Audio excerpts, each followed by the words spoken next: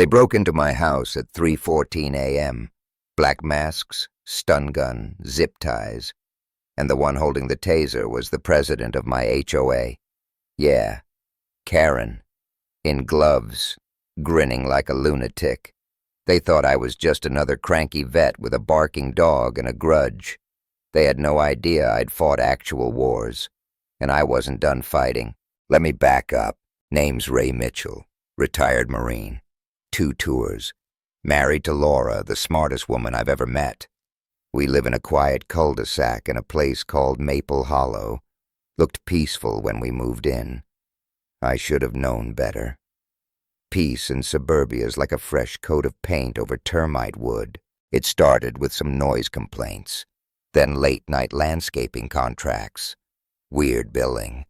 I filed 22 formal complaints in a single quarter. Turns out that made me the HOA's most wanted.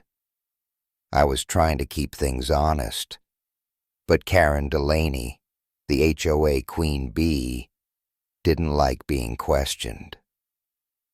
Her husband, Tom, ran this shady security firm called Precision Compliance Solutions. No uniforms, no licenses, just guys in polo shirts pretending they were tactical. One morning, early, sun not even up yet, I'm fixing a gutter in my sweatpants, and this blacked-out SUV pulls up. 3 guys jump out. Clipboards, earpieces, boots too clean for real work. They ask if I'm Ray Mitchell.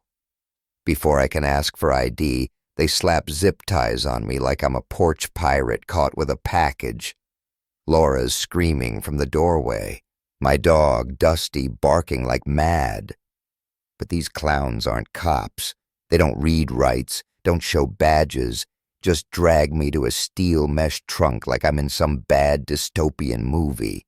They haul me to the HOA clubhouse. Karen's waiting there like she's presiding over court. Visor, clipboard, smug as ever. "You're suspended from all HOA activities," she says, "pending review." I tell her she kidnapped me. She smiles. "You're free to go." They cut me loose right there on the pavement, my wrists red and burning, and drive off. Laura runs up, frantic. "They ransacked the house," she says. "They took your service file and the flash drive." That flash drive contained years of military records and a couple of videos Karen wouldn't want the cops to see. That night I didn't sleep. I sat in the garage with a backup laptop, copying everything from the cloud, preparing like it was mission briefing day 1, because I knew Karen wasn't done, and neither was I. Next morning, some guy in a vest with a badge printed at Staples shows up, says he's doing a perimeter audit. I don't open the door, just watch from the camera. He leaves a yellow slip under the door. HOA ordinance violation, section 14C. I run the number. It doesn't exist. No such code on any HOA document. No match in city records. The return address? A P.O. box tied to Renard Civic Consulting. Never heard of it. Turns out it's a shell company, registered in Nevada, owned by, guess who? Tom Delaney. Karen's husband was getting paid through HOA dues to send fake officers to harass neighbors, and I wasn't the only one. I called in a favor. Kurt, old army buddy, still sharp. I show him my footage. "These guys aren't legit," he says. "That's cosplay." We dig deeper. Follow the paper trail. HOA payments going to shell vendors. No board votes. No public records. It all leads back to Karen and Tom. But then they crossed the line. Dusty, my dog, my partner. They poisoned him. I woke up one morning. Too quiet. Found him lying by the fence, panting, barely breathing. His water bowl smelled like bleach and acid. Vet said it was deliberate. "Industrial-grade toxin," he said. "Lucky you got him here in time." I drove like Baghdad traffic. Dusty lived. Barely. That's when I lost all patience. I set the trap, left fake documents in the mailbox. HOA records, fake bylaws, forged complaint lists, coated with UV ink and trace powder. Karen came by in her hoodie, gloves on, thinking she was slick. She took the bait. I filmed the whole thing. Her fingerprints glowed like a disco under lab light.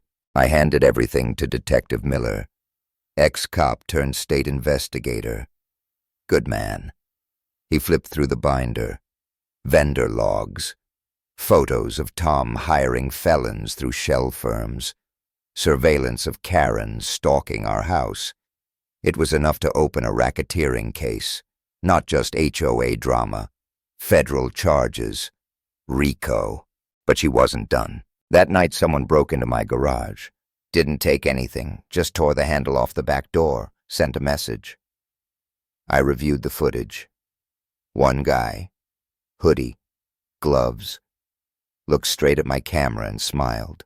That was it. I rewired the whole house. Trail cams, parabolic mics, dummy folders in the mailbox.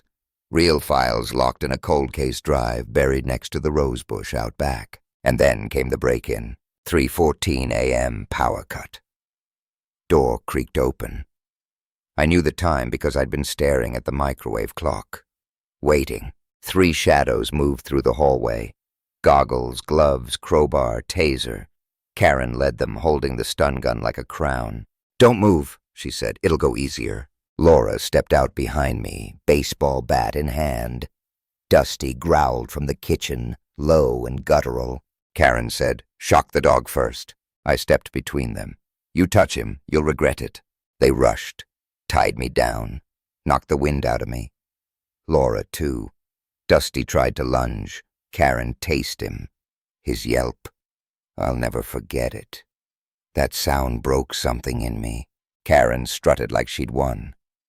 Tom stood shaking in the corner, holding a can of lighter fluid. "Burn the papers," she hissed. "Erase it all." And just as she raised her Zippo, boom, front door exploded inward. Flashlights, FBI vests, tactical gear flooding in. Karen froze. Tom dropped the lighter. Crowbar guy ran, didn't get far. Dusty, even hurt, clamped on his ankle like a damn hero. Miller came in last, calm, focused, hands visible. "You're all under arrest." Karen screamed about entrapment. "You set me up," she shouted. Yeah, we did. 2 hours earlier, I sent Miller the photo Karen left in our mailbox. The one taken through our vet's window. The stalking, the fake citations, the sabotage. He brought the feds, and they brought the hammer. They took her down on 9 counts. Racketeering, mail fraud, wire fraud, impersonating officers, attempted arson, even animal cruelty. She screamed as they dragged her out, "I built this community!" No one clapped. Miller looked at me and said, "This isn't about bylaws anymore. This is organized crime." And he was right. Karen didn't just abuse power. She built a kingdom on fear, silence, and fake authority. And when I refused to play along, they tried to erase me. But I'm still here. And Karen, she's looking at 20 years. So, who really ran the neighborhood?